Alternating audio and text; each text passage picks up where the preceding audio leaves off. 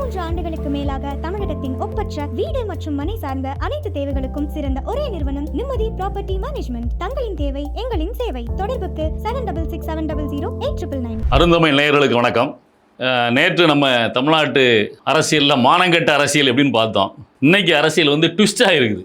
நீங்கள் ஒரு திரைப்படத்தில் ஒரு காமெடி வரும், ஒருத்தன் வாக்களிச்சுட்டு வெளியே வருவான், வெளியே நிற்கிற வடிவேல் அவனை கூப்பிட்டு கேட்பார். அதுக்கு முன்னாடியே இன்னொரு நடிகர், அவர் பெயர் மறந்துட்டேன், அவர் கேட்பார், எதுக்குப்பா வாக்களிச்ச அப்படின்னு. ஏனி சின்னத்துக்கு வாக்களிச்சானே அப்படிமா.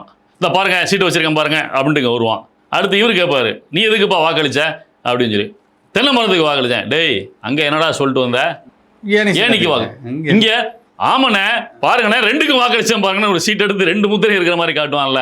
இது எவ்வளோ கேவலமாட்டு நம்ம ஒரு நகைச்சுவைக்காக அது வைக்கப்பட்டிருந்தால் கூட இன்னைக்கு தமிழ்நாட்டு அரசியலை இந்த ஸ்டாலினும் அவருடைய மகன் உதயநிதியும் சேர்ந்து இவ்வளவு கேடுகட்ட ஒரு நயவஞ்சக அரசியலை கொண்டு வந்ததன் மூலமாக தாங்களை வந்து எக்ஸ்போஸ் ஆகியிருக்காங்க. நீங்கள் பார்த்தீங்கன்னா இந்த பக்கம் திமுகவுக்கு ஆதரவு இருப்பாங்களாம், ஆனால் விஜய்க்கு பெரும்பான்மைக்கான ஆதரவை மட்டும் கொடுப்பாங்களாம்.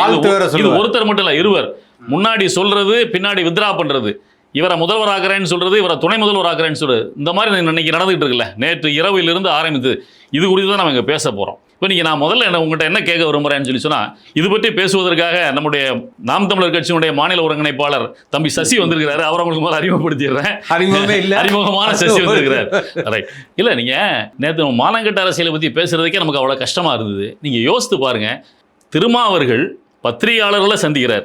நீங்கள் திருமா மேலே மிகப்பெரிய மரியாதை இருந்தது எல்லாருக்குமே.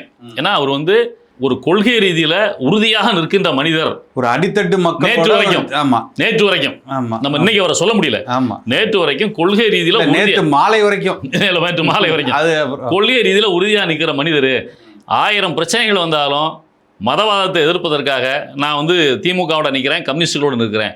கம்யூனிஸ்டுகளுக்கும் கம்யூனிஸ்ட் இயக்கங்களுக்கும் திமுகவுக்கு இடையில பார்த்தா ஆனால் கம்யூனிஸ்ட் இயக்கம் தான் இருக்கும். ஏன்னா அதற்கு முன்னாடியே அவர் வந்து கம்யூனிஸ்ட் இயக்கங்களோட தொடர்ந்து பயணம் செஞ்சுட்டு வர, அதில் உறுதியாக நிற்கிற ஆளுன்ற ஒரு மிகப்பெரிய மரியாதை. நமக்கு அவர் மேல மிகப்பெரிய மரியாதை, அவங்களுக்கு ஒரு மேல ரொம்ப மரியாதை இருந்தது. ஆனால் நேற்று பத்திரிகையாளர்களை சந்திக்கும் போது இடதுசாரிகள் என்ன முடிவை எடுக்கிறார்களோ அந்த முடிவைத்தான் நாங்களும் எடுப்போம், சிறுத்தைகளும் எடுப்போம் அப்படின்னு சொல்லிட்டு போனார். ஆமா சார், ரைட், ஓகே, நாங்கள் தனித்தனியாக கட்சி ரீதியில் ஆலோசனை நடத்துகிறோம், கூட்டி தான் முடிவெடுத்து நாங்கள் அறிவிப்போம் அப்படின்ட்டு போனார். ஆனால் அதுக்கு மேலே ஒரு பெரிய மயான அமைதி நிலவுச்சு. சிபிஐ முதல்ல அறிவித்தாங்க. சிபிஎம் டெல்லியிலிருந்து அதனுடைய மாநில தேசிய பொதுச்செயலாளர் பேபி வந்து அறிவிச்சார். அறிவித்ததுக்கு அப்புறமும் மௌனம் காத்தாங்க. மாலை நேரத்தில் விடுதலை சிறுத்தைகள் தாவேகால இருந்து இவங்களை அலுவலகத்தில் வந்து பார்த்துட்டு போனாங்க. ஆனால் அதுக்கப்புறமும் எந்த ஒரு அவங்களுக்கான ஆதரவு கரத்தையும் நீட்டாம அமைதியா இருந்தாரு. பத்திரிகையாளர்கள் வந்தா பத்திரிகையாளர் காலையில வந்தவங்கள இன்னைக்கு காலையில் வந்தவங்கள மாலை வாங்கன்னு சொல்லி அனுப்பிச்சு விடுறாரு. இதுக்கு பின்னாடி என்ன நடந்துகிட்டு இருந்துச்சு, என்ன நடக்குதுன்னு நினைக்கிறீங்க? இல்ல நேத்து மாலை ரொம்ப மோசமான ஒரு நிலை என்னன்னா, ஒரு இந்திய கட்சியாக இருக்கக்கூடிய சிபிஐ சிபிஎம் 2 பேரும் வந்து கூட்டாக ஒரு அறிக்கை விடுறாங்க. எங்களிடம் பேசிவிட்டார், எங்களிடம் நேரடியாக பேசினார் திருமாவர்கள், நான் இந்த கூட்டணியில் தான் இருக்கிறேன், நீங்கள் போய் சொல்லுங்க, நான் வருகிறேன், நாங்கள் எங்களுக்கு வந்து ஒரு கலந்தாய்வு நடந்துட்டு இருக்கு, ஒரு அரை மணி நேரத்தில் வரேன்னு சொல்லிட்டு போறாருன்றாங்க. அப்ப இவர் சொன்ன வார்த்தையை நம்பி பெரிய மனிதன் சண்முகம் வந்து சொல்லிட்டு போறாரு. 2 பேர் இவரை நம்பி கூட்டணியில் வந்து இடம் பிடிச்சிட்டாங்க. 4 பேர் அறிக்கை கொடுத்து ஆதரவு கொடுக்குறேன் 4 எம்எல்ஏக்களோட வந்ததுக்கு அப்புறம் எந்த இதுவுமே இல்லை, நிசப்தமா இருக்கு. இரவு ஒரு செய்தி வருது, ஸ்டாலின் வீட்டில் திருமாவர்கள் அப்படின்ட்டு. உறுதியான செய்தியாக அது பேசப்பட்டது. 11:30 மணிக்கு சித்தரஞ்சன் சாலையில் ஸ்டாலின் அவர்கள் வீட்டுக்கு பத்திரிகையாளர்கள் எல்லாரும் அங்கே இருந்தாங்க. அவர் உள்ளுக்கு போனது. அப்போ எதுக்கு போகணும்? அப்போ ஏற்கனவே அவர்கிட்ட சொல்லிட்டீங்க, இந்த பக்கம் போகணும். அப்போ ஒன்று நீங்களாக திருமாவர்கள் ஸ்டாலின் அவர்களை சந்திக்க போனீங்களா, இல்லை ஸ்டாலின் அவர்கள் கொடுக்கக்கூடிய இன்ஸ்ட்ரக்ஷன் படி நீங்கள் நடந்துக்கிட்டு இருக்கீங்களா? இப்போ ஒட்டுமொத்தமாக இந்த நகர்வுகள் எல்லாமே பார்க்கும்போது வெளியில இருந்துக்கிட்டு மக்கள்கிட்ட போய் நான் வந்து எதற்கும் தடுக்க மாட்டேன், விஜய் அவர்கள் ஆட்சி அமைப்பில் எனக்கு மகிழ்ச்சின்னு சொல்ல வேண்டியது, பின்னாடி இருந்து கொண்டு தன் மகனை, நாம ஏற்கனவே பேசியிருக்கோம் அதை பற்றி, தன் மகனை எப்படியாவது ஆட்சி கட்டில ஏதாவது ஒரு ஆட்சி கட்டல அமர்த்தணும்ன்றத மட்டும் நோக்கமா, தன் மகனுக்கு சில விஷயங்களில் பின்னடைவை ஏற்படுத்திய திரைத்துறையில விஜய் வந்து மேல உட்கார்ந்துடக்கூடாதுன்னு, அதாவது அதான் உண்மை. இல்ல இதுல என்னன்னா, இது முக்கியமான ட்விஸ்ட் இருக்குது. விஜய்க்கு வந்து அவங்க வீட்டில் உள்ள குழந்தைங்கள்லாம் சொல்லி பெற்றோர்கள் ஓட்டு போட்டாங்கன்னு இருக்குல்ல, அந்த கேவலத்தை தானே இவரு ஸ்டாலினும் செஞ்சிருக்கிறாரு. அவர் பையன் சொல்றதை கேட்டு தான் அவ்வளவு வேலையும் பண்ணிருக்காரு. ஆமா, பையன் மருமகன் 2 பேர் இருக்காங்க, 2 பேரோட இது இருக்கு. நான் என்ன சொல்றேன், ஒரு பக்கம் வந்து ஸ்டாலின் அவர்கள் வந்து உதயநிதி மேல ஒரு இது இருந்தாலுமே, இன்னொரு பக்கம் என்ன நினைக்கிறான்னா, விஜய் அவர்கள் எக்காரணம் கொண்டு வந்துடக்கூடாது, எந்த விதத்திலும் விஜய் அவர்களுக்கு அறுதி பெரும்பான்மையா கிடைச்சு இவர்கள் எல்லாம் அவரோட சேர்ந்துடக்கூடாதுங்கிற ஒரு பக்கம் அந்த இருந்துக்கிட்டு வெளியில வந்து தன்னிடம் நல்ல பிள்ளை மாதிரியே மாற்றி சொல்றது. அது காங்கிரஸ் அவர்கள் போனப்ப நீ என்ன சொல்லியிருக்கணும், ஒன்று எனக்கு பிரச்சனை இல்லை, அவர் வந்து ஆட்சி அமைக்கிறதெல்லாம் இப்போ சொன்னது எங்கிட்ட வந்து சொல்லிட்டு போயிருக்கலாம். இடதுசாரிகள் சொல்லிட்டு போனாங்கன்ற போது அதை தான் திமுகவுடைய தலைவர்கள் எல்லாம் சொல்லும் பொழுது இடதுசாரிகள் எங்களை வந்து பார்த்து சொல்லிட்டு போனாங்க, பிரச்சனை இல்லை, சொல்லாம கொள்ளாம அப்படி இருந்து நேர போயிட்டாங்க அப்படின்றதான் கோவம்னு சொல்லி சொன்ன ஆட்கள், சிறுத்தைகள் வந்து இடதுசாரிகள் மூலமாக சொல்லி அனுப்பிச்சதுக்கு அப்புறம் நீங்க கூப்பிட்டு வச்சு பேசிட்டு இருக்க நோக்கம் என்ன? அப்ப இதுக்கு இடையில இவங்க போறாங்க, இந்த திமுக இந்த மாதிரி நடந்துட்டு இருக்குன்னா, அதிமுக மட்டும் அப்படி கிடையாது, 2 திராவிட கட்சிகளுமே இதே வேலையை தான். இத ஸ்டாலினுடைய முகத்திரையை கிழிச்சது சிபிஐ கட்சியினுடைய தேசிய பொதுச் செயலாளர் பேபி நேற்று ஏஎன்னுக்கு கொடுத்த பேட்டியில மிக தெளிவா சொல்லிட்டாரு. திமுக தலைமை எங்களை தொடர்பு கொண்டு அதிமுகவுக்கு நாங்கள் ஆதரவளிக்க போகிறோம், நீங்களும் ஆதரவளிக்க வேண்டும் என்று சொன்னார்கள். நாங்கள் பிஜேபியோடு கூட்டணியில் இருந்து வந்த கட்சிக்கு ஆதரவளிக்க மாட்டோம் என்று சொல்லிவிட்டோம் அப்படின்னு சொன்னது மட்டுமல்லாம, டெல்லியில் இருந்து பிஜேபி திரைமறைவில் செய்கின்ற பல காரியங்கள் தமிழகத்தில் அரங்கேறி கொண்டிருக்கின்றதையும் சேர்த்து சொன்னார். இது சொன்னது மூலமா என்ன தெரிய வருது, இப்ப ஏற்கனவே சொன்னாங்கல்ல, விஜய் வந்து தேர்தல் பரப்புரையின் பொழுது சொன்னாரு, நம்மளும் சொன்னோம், ஸ்டாலின் வந்து மறைமுகமாக பிஜேபியோட கூட்டணி வச்சிருக்காங்க. மறைமுக கூட்டணி இல்ல, வெட்ட வெளிச்சமா தெரிஞ்சு போச்சு. விஜய் வர்றதை விட இங்க வந்து கவர்னர் ஆட்சி வந்து பிஜேபி ஆட்சி செய்தால் கூட பரவாயில்ல அப்படின்னு சொல்ற அளவுக்கு நினைக்கிற அளவுக்குள்ள மனநிலை இருக்குல்ல, அந்த மனநிலை என்ன மனநிலை சொல்லுங்க. அப்ப இது குறித்து உங்க கருத்து சொல்லுங்க. இல்ல இப்ப வெளிப்படையாக என்னன்னா ஒரு விஷயம் உறுதியாகுது, விஜய் அவர்கள் வந்து இவ்வளவு பெரிய வெற்றியை இந்த மண்ணில் நிகழ்த்தியது வந்து பெரிய பின்னளவு பார்த்தீங்கன்னா திமுகவுக்கு தான், அதுக்கடுத்து அதிமுகவுக்கு. இந்த 2 கட்சிகளும் வந்து பெரிய சரிவாக இருக்குது. என்ன அவருக்குள்ள ஒரு நினைப்பு அப்படின்னா, ஒருவேளை விஜய் அவர்கள் வந்துவிட்டால் நாம் இனி வந்து நம்மளோட கட்சியோ அடுத்த கட்டத்துக்கு எடுத்துகிட்டு போகிறதுக்கு மிகப்பெரிய பின்னடைவாகும், உதயநிதி அவர்களை அடுத்த கட்டத்துக்கு நம்ம நகர்த்தி போகிறதுக்கும் பெரிய பின்னடைவாகும். நாம் 2 பேரும் சேர்ந்தாலும் பரவாயில்ல, நம்ம கொள்கைகளெல்லாம் அப்புறம் பார்த்துக்குவோம், நாம் 2 பேர் சேர்ந்தாலும் நம் குடும்பம் நம்மளுடைய படைப்பலன்களை காப்பாற்றுவதற்காகவும் இதை நிறுவுவதற்காகவும் அவ்வளோதான், சொத்து பத்தை காப்பாற்றுவதற்காகவும் இவர்களை விட்டால் நம்மளுக்கு பிரச்சனையாகும், இனி நமக்கு வந்து அடுத்த நகர்வுக்கு ரொம்ப சிரமமாக இருக்கும். அப்போ நம்ம 2 பேரும் கூட மறைமுகமாக கூட்டணி வைத்தோ இல்லை நேரடியாக நான் உங்களுக்கு ஆதரவு தரேன், நீங்கள் கூட்டணி அமைச்சுக்குங்க, நீங்கள் ஆட்சி அமைச்சுக்குங்கன்னு சொல்கிற இதுதான் அதிமுக கிட்ட நடந்திருக்கு. அதனால தான் நம்ம கூட சொல்லிட்டு இருந்தோம், என்னடா வந்து இந்த படத்தில் வர்ற மாதிரி மனோபாலா போய் உள்ள ஒழிச்சுக்கிறாருன்ட்டு. இதுக்கான காரணம் அங்கே நடந்துகிட்டே இருக்கு. இதுக்கு பின்னாடி இப்போ விஜய் வந்து திருமாவை சந்திச்சுட்டு போனதுக்கப்புறம் விடுதலை சிறுத்தைகள் கட்சியின் சார்பில் வன்னியரசு வந்து ட்வீட் பண்ணும் பொழுது, நாங்கள் வந்து ஆட்சியிலும் அதிகாரத்திலும் பங்கு பெற போகிறோம், இது திருமா காலம் அப்படின்னு போட்டாரு. வெளியே செய்திகள் வந்தது வந்து விடுதலை சிறுத்தைகள் சார்பா தாவேகாட்ட வச்சிருக்கிற டிமாண்டே திருமாவளவனுக்கு துணை முதல்வர் பதவியும் திருச்சி தொகுதியையும் கேட்டு கிழக்கு தொகுதியும் கேட்டு டிமாண்ட் வச்சிருப்பதாக சொன்னோம். அவங்க திருச்சி கிழக்கு வந்து கொடுக்க முடியாதுன்னு சொன்னதுக்கு அப்புறம் திட்டக்கூடியா நம்ம இவருடைய காங்கிரஸ்ல இவர் ஜோதி இவர் என்னமணி அவர் போட்டிட்டார காங்கிரஸ் கட்சியிலேருந்து ஒருத்தருக்கு சீட்டு கொடுத்ததாட்டு சொல்லப்பட்ட அந்த இடத்துல அவரை வந்து விலக வச்சுட்டு அந்த இடத்துல திரும்ப தேர்தல் இதுக்கப்புறம் சட்டமன்றத்தில் பெரும்பான்மை நிரூபித்ததுக்கு அப்புறம் அந்த பதவியை ராஜினாமா பண்ணிட்டு அங்கே நின்று வெற்றி பெற்று வரலாம், அதுக்கு என்ன பண்ண எங்களுக்கு துணை முதல்வர் பதவி வேணும்னு கொடுத்ததாட்டு தகவல் வெளியே வந்த உடனே ஸ்டாலின் தரப்புல அவர்கிட்ட பேசி அதிமுகவும் திமுகவும் சேர்ந்து உங்களை முதல்வர் ஆக்குறோம், கூட்டணி மந்திரி சபை அதிமுகவோட சேர்ந்து கூட்டணி மந்திரி சபை சொல்லி அவருடைய ஆசை காட்டி அவர் அங்க போக விடாம தடுத்து வச்சிருந்த நிகழ்வு இருக்குல்ல, அதை பத்தி நீங்க என்ன சொல்றீங்க சொல்லுங்க. காலையில எல்லாரையும் வர வைத்து விட்டு எல்லா பத்திரிகையாளர்லேருந்து கட்சியாளர்லேருந்து தாவேகா உறுப்பினர்லேருந்து விடுதலை சிறுத்தை உறுப்பினர் எல்லாரையும் வர வைத்துட்டு மாலை 4 மணி வரைக்கும் இந்த காலதாமதம் எதற்காக நடந்தது அப்படின்னா இந்த சிக்கல் தான். அதனால தான் என்ன பண்ணாங்க, அந்த பக்கம் அதிமுகவும் ஒரு பக்கம் வேலை பார்த்துக்கிட்டே இருந்துச்சு, எடப்பாடி அவர்களும் எப்படியாவது வந்து நாம் இதை வந்து தக்க வச்சுக்கொள்ளலாம் அப்படிங்கிற ஒரு பிஜேபி கிட்டேருந்து வந்த ஒரு சைன், பாசிட்டிவ் சைன்னால அவரும் அப்படியே அதை தாமதம் பண்ணிக்கிட்டே இருந்தார். இது எல்லாம் திருப்பி ஒரே ஒரு விஷயத்தை தான் கொண்டு வந்து நிற்கிது.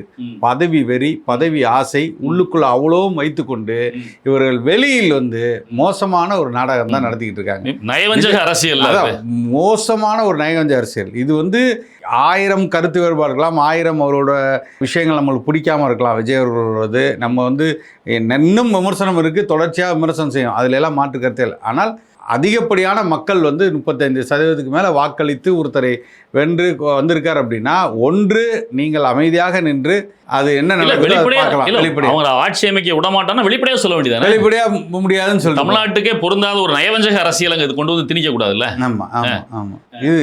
இது வந்து ரொம்ப ஆபத்தானது. ஜனநாயகத்தில் இது பெரிய கேடுன்னு நான் நினைக்கிறேன். இது வந்து முற்றிலும் எல்லாருக்கும் தெரியணும். இவர்களின் நயவஞ்சக அரசியல் திமுக விடுதலை சிறுத்தைகளோட ஸ்டாப் பண்ணல. அவங்க வந்து IUML வந்து ஆதரவு கேட்குறாங்க. முதல்ல IUML வந்து மிக தெளிவாக சொல்லிட்டாங்க, திமுக நேற்றும் ஆதரித்தோம், இன்றும் ஆதரிக்கிறோம், நாளையும் இருப்போம், எங்களோட கொள்கை கூட்டணி அப்படின்னு சொல்லிட்டாங்க. சொன்னதுக்கு அப்புறமா அவங்க என்ன பண்ணுறாங்க, முஸ்தாஃபாவை அனுப்பிச்சி விட்றாங்க. சரி, யாரை அனுப்பிச்சுன்னா பேசி பண்ண முடியும் அப்படின்றதுக்காக தாவேகா சார்பாக மதுரை இதில் போட்டிக்கிட்ட நம்ம பழைய நிதியமைச்சரை தோற்கடித்த முஸ்தாஃபாவை உள்ளுக்கு அனுப்பிச்சி விட்றாங்க. முஸ்தாஃபா போயிட்டு அங்கே வந்து பேசுகிறாரு, பேசிட்டு ஆதரவு கொடுக்குறோம்னு பத்திரிகையாளர்கள் எல்லாரும் முன்னாடி தான் சொல்லிட்டு வராரு. ஆதரிச்சிட்டாங்க, மெயிலில் கடிதத்தை அனுப்புகிறோன்னு சொல்லிட்டாங்க, நான் கிளம்புறேன்னு சொல்லிட்டு வராரு. அப்படி சொல்லிட்டு வந்ததுக்கு அப்புறம் ஒன்று மறுத்துருக்கணும். அங்கே முஸ்தாஃபா சொன்ன உடனே பத்திரிகையாளர் செஞ்சில் நாங்கள் ஆதரவுலாம் கொடுக்கலான்னு மறுத்துருக்கணும். அதுவும் மறுக்கலை. கிட்டத்தட்ட ஒரு அரை மணி நேரம் 1 மணி நேரம் பொறுத்து இவங்க வந்து நேராக கவர்னர் மாளிகைக்கு போனதுக்கப்புறம் அவங்களுடைய வலைதளங்களில் பதிவிடுறாங்க. ஐயுஎம்எல்னுடைய தலைவர் காதர் மைதினா அவர் வலைதளத்தில் ட்வீட் போடுறாரு, ஆதரவு இல்லை அவங்களுக்கு அப்படின்னு சொல்லி. அப்புறம் இன்னைக்கு கடைசி பார்த்தா இப்போ கொஞ்ச நேரத்துக்கு முன்னாடி ஆதரவு கொடுத்துருக்காங்க. அது இதனுடைய பின்னணியில யார் இருக்கிறா? அது விடுதலை சிறுத்தைகள் வந்து விட்டார்கள், விடுதலை சிறுத்தைகள் கூட்டணியில் சேர்ந்து விட்டார்கள் என்பதற்கு அப்புறமாக எல்லாத்தையும் கண்ட்ரோல் பண்ற ஒரு ஆளாக திமுக ஸ்டாலின் இருக்கிறார். வெளிப்படையா ஸ்டாலின் அவர்கள், உதயநிதி இவர்களோட இப்போ கூட நான் சொல்றேன், இவர்கள் விஜயை நிம்மதியாக ஆட்சி செய்ய விட மாட்டார்கள். என்னோட இதுல இருந்து நான் சொல்றேன், உறுதியாக விஜய்க்கு வந்து பெரும் தலைவலியாக இருந்து கொண்டே தான் இருப்பாங்களே தவிர இதெல்லாம் நகர்த்துகின்ற ஆளாக, காய நகர்த்துகின்ற ஆளாக ஸ்டாலின் இருக்காரு. இப்போனாவது அவங்க வந்து இவர் கூட நிம்மதியாக ஒரு இந்த ஆட்சியை தொடர விடுவாங்களா அப்படின்னா உறுதியாக இல்லை. அவங்க என்ன மூவ் பண்றாங்களோ அதுக்கு தகுந்தாப்புல அவங்க வர்றாங்க. நாளைக்கு ஏதாவது ஒரு இடத்துல ஸ்டாலின் அவர்களுக்கு பிரச்சனையோ சிக்கல்களையோ இல்லை அவர்களுக்கு வழக்குகளையோ போட்டார்கள் என்றால் இந்த 2 பேர் உருவிட்டு போவாங்க, விடுதலை சிறுத்தை உருவிட்டு போவாங்க. இந்த மாதிரி இவங்களை கைப்பாவையாக வைத்துக்கொண்டு தாவேகா ஆட்சிக்கு ஒரு மிரட்டலை விடுத்துக்கொண்டு அவங்கள தாவேகாவை தங்களுடைய கட்டுப்பாட்டில் வச்சுக்கிறதுக்கு திமுக விரும்புகிறபடி ஐயுஎம்எல்லும் விடுதலை சிறுத்தைகளும் கம்யூனிஸ்ட் கட்சிகளை பொறுத்தவரை வெளிப்படையா அறிவிச்சு வெளிப்படையா போயிட்டாங்க. அவர்கள் ஒரு பெரிய அளவுல இருக்க போறது. ஆனா விடுதலை சிறுத்தைகளையும் ஐயுஎம்எல்லையும் ரொம்ப கவனமாக கையாள. ஆமாண்ணே, ஏன் இதை சொல்றேன் நான், நம்ம அவர்கள் மேல் இருக்கிற காழ்ப்புணர்ச்சிலாம் இல்லை, நீங்கள் யதார்த்தத்தை புரிஞ்சுங்க. உறுதியாக இவர்கள் வர வேண்டும் என்று இருந்தார்கள்னா இவ்வளவு இழுத்தடிச்சிருக்கே தேவையில்லை. நாதவர்ஜனாவை நன்கு தெரியும், விடுதலை சிறுத்தை திருமா அவர்களுக்கு நன்கு தெரியும். இல்லை விடுதலை சிறுத்தைகள் கட்சியினுடைய 2 எம்எல்ஏக்களும் திருமாவனுடைய கட்டுப்பாட்டில் இல்லையா?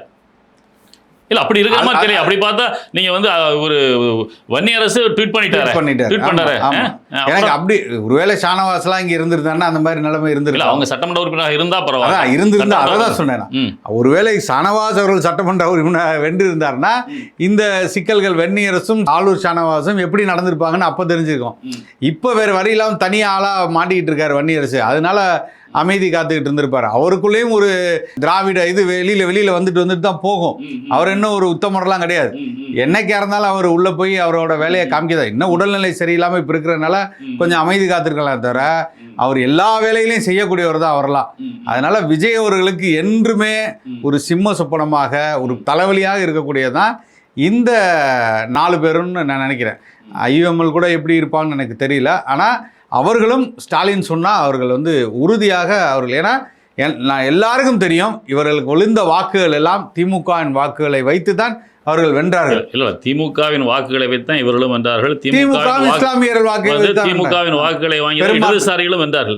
ஆனா இடதுசாரிகள் சென்ற நோக்கம் அவங்க தெளிவா சொல்லிட்டு போயிட்டாங்கல்ல, இங்க வந்து மதவாத அரசியலை கால் ஊன விட்டுறக்கூடாது, மதவாதிகளுடைய கைகளுக்கு தமிழ்நாடு போயிடக்கூடாது, இதை காரணம் காட்டி கலைச்சிட்டு இல்லைன்னா சஸ்பெண்ட் பண்ணிட்டு அவங்க வந்து கவர்னர் ஆட்சியை கொண்டு வருவதன் மூலமாக உள்ள ஆட்சி செலுத்த ஆரம்பிச்சிருவாங்கன்ட்டு போறாங்க. அது நியாயமான காரியம் தானே, தமிழ்நாட்டினுடைய நலன் கருதுற காரியம்.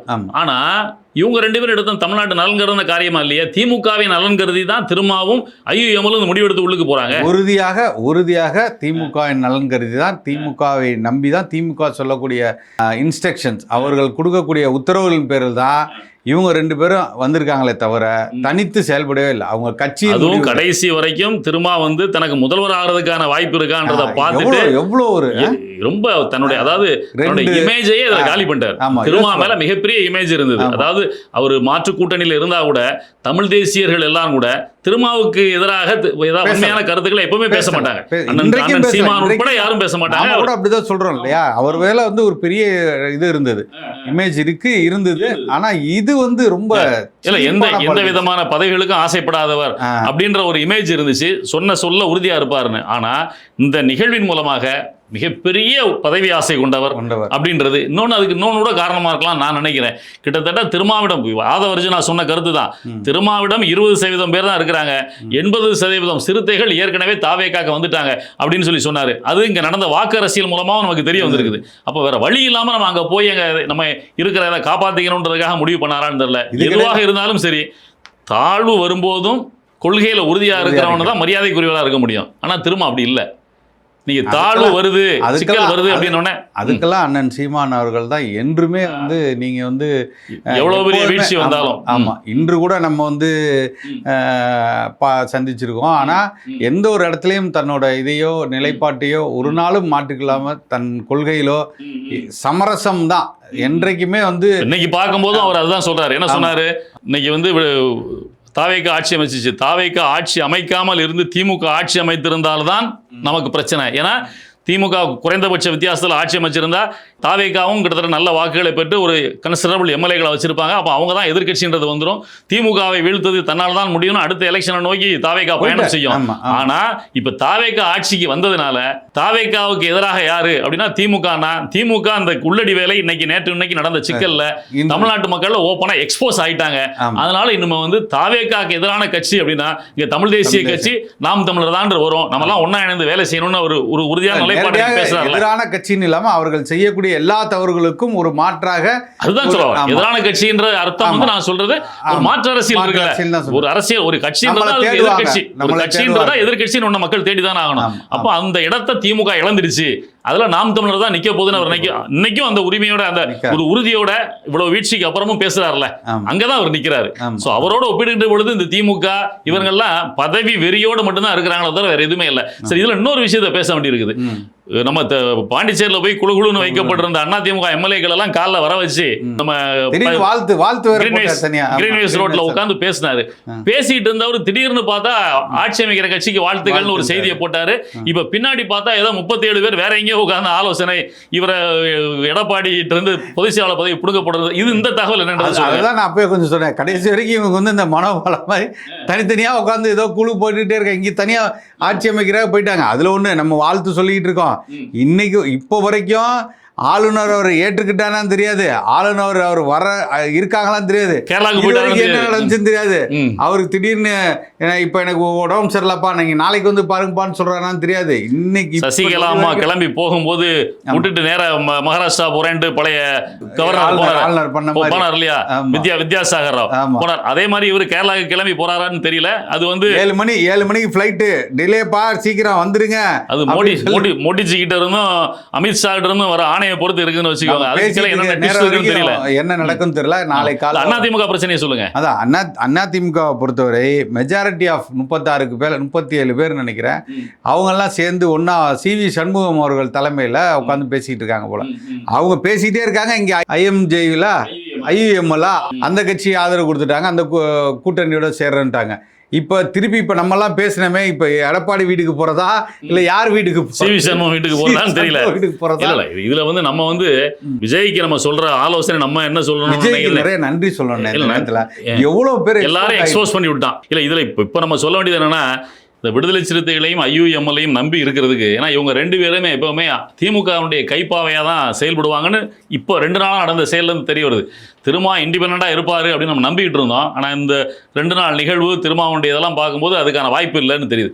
அதனால் தயவுசெய்து விஜய்க்கு நம்ம சொல்கிற அட்வைஸ் என்னென்னா, வாய்ப்பு இருந்தால் 36 எம்எல்ஏக்கள் அதிமுக ஆதரவு இருக்குன்னா பேசாம வாங்கிட்டு அதையும் கைவசம் வச்சுக்கோங்க, அப்பதான் காப்பாத்திக்க முடியும் அப்படின்றதான் நம்முடைய பார்வை.